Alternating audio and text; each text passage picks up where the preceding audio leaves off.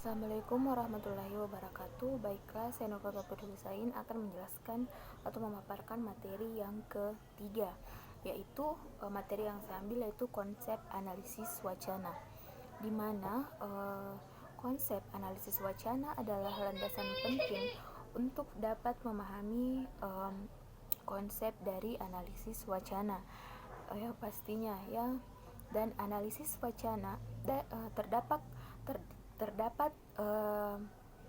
berbagai berbagai terdapat berbagai macam terdapat berbagai pendapat para ahli tentang apa itu analisis wacana. Dan saya dapat menyimpulkan yaitu saya menyimpulkan analisis wacana adalah yang saya dapat dari semua pendapat para ahli tentang analisis wacana itu, yaitu analisis wacana adalah bahasa yang lebih dalam, bagaimana kita menganalisis bahasa lebih dalam tentang bagaimana maknanya, fungsinya, baik itu dalam interaksi secara lisan maupun dalam teks tertulis. Di dalam konsep analisis wacana itu kita sangat penting untuk memahami komponen dalam memahami analisis wacana. Terdapat 4 komponen di dalam memahami analisis wacana atau discourse analisis ini, yaitu yang pertama analisis linguistik. Untuk bisa menganalisis tentunya kita harus belajar dulu teorinya, bagaimana cara menganalisis dengan baik dan benar. Dan komponen yang kedua yaitu proses linguistik. Penggunaan bahasa kita harus belajar dulu bagaimana cara penggunaan bahasa yang tepat, bagaimana cara penggunaan bahasa yang digunakan sesuai dengan konteksnya. Misalnya kita akan berbicara dengan orang yang lebih tua, bagaimana cara berbicara yang baik dengan orang yang lebih tua, konteks dalam berbicara yang baik dalam berbicara dengan orang yang lebih tua, konteks berbicara dalam anak-anak, konteks berbicara dalam seumuran kita, itu semua penting untuk dipelajari. Dan yang ketiga yaitu produk linguistik. Produk linguistik itu ada berupa teks dan ada melalui interaksi lisan. Produk-produk yang dianalisis itu terdapat, yang menurut saya, yang saya pahami terdapat dua, yaitu teks tertulis dan interaksi secara lisan. Dan yang terakhir yaitu komponen yang terakhir yaitu kualitas bahasa yang harus diteliti. Itu yang pasti bermakna. Bahasa yang harus diteliti itu yang sudah pasti bermakna. Jadi bahasa di sini harus ada maknanya, harus memiliki makna, dan yang penting harus signifikan, bahasanya harus signifikan. Nah, keempat komponen tadi itu digunakan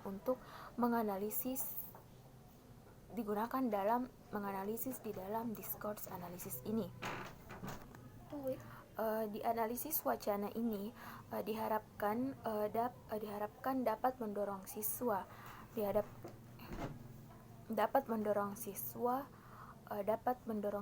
dalam menganalisis, yaitu yang pertama untuk memberikan tautan tematik. Untuk memberikan tautan tematik ini merupakan sebuah ide-ide yang terbait satu sama lain, yang terhubung satu sama lain dalam hal makna, dalam teks tertulis dan interaksi lisan.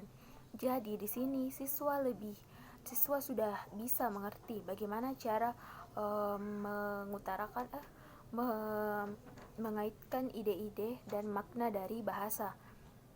Dan yang kedua yaitu untuk menganalisis struktur atau aturan yang digunakan dalam bahasa, seperti bentuk, tekstur, dan fungsinya. Nah, di sini siswa sudah tahu apa-apa itu tekstur dan fungsi-fungsi bahasa dalam teks tertulis maupun interaksi secara lisan. Dan yang ketiga yaitu untuk membahas apakah wacana dapat diklasifikasikan sebagai milik suatu register tertentu atau tingkat tingkat formal dan informalnya, atau bentuk dari bahasa yang berbeda-beda. Siswa sudah mengetahui bagaimana cara berbicara dengan formal dan bagaimana berbicara dengan genrenya. Contohnya yaitu berbicara bagaimana cara, kalau formal itu bagaimana cara berbicara dalam diskusi, bagaimana berbicara dalam mempresentasikan suatu pembelajaran.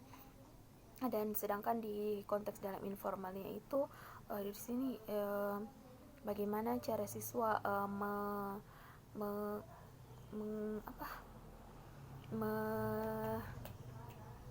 menyesuaikannya dengan misalkan dan lingkungannya. Misalkan di informal itu berbicara dengan teman, bagaimana berbicara yang baik dengan teman agar apa yang dibicarakan itu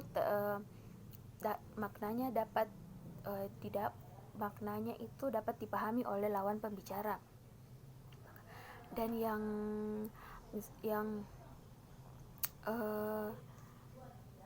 dalam bentuk bagaimana berbicara dengan genrenya itu seperti yang saya jelaskan tadi, yaitu bagaimana berbicara dengan orang yang lebih tua, bagaimana berbicara dengan seumuran kita, bagaimana berbicara dengan bagaimana berbicara dengan anak-anak, bagaimana berbicara dengan orang tua. Dan yang terakhir, yang keempat, yaitu dalam menganalisis wacana kita harus memiliki semacam hubungan dengan orang yang mengeluarkan bahasa. Semacam kita harus kenallah dengan orang yang mengeluarkan bahasa atau dengan orang yang lawan bicara kita, agar kita bisa mengerti apa maksud dari bahasanya, agar apa yang dia katakan dapat kita tangkap, dapat kita pahami. Yaitu seperti itu dari saya. Sekian dan terima kasih.